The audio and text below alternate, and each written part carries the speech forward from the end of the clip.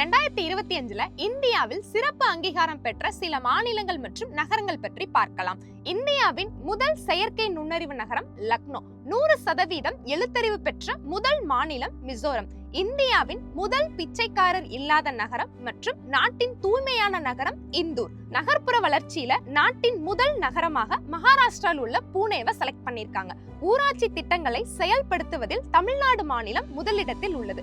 கடும் வறுமையை நீக்கிய முதல் மாநிலம் மற்றும் மூத்த குடிமக்கள் ஆணையத்தை நிறுவிய முதல் மாநிலமாக கேரளா விளங்குகிறது.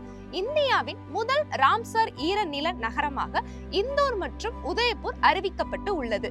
இந்தியாவில் அனைத்து வாக்குச்சாவடிகளிலும் 1200க்கு குறைவான வாக்காளர்களை கொண்ட முதல் மாநிலம் பீகார். யுனெஸ்கோவால் சமையல் நகரம் என்று அறிவிக்கப்பட்ட நகரம் லக்னோ.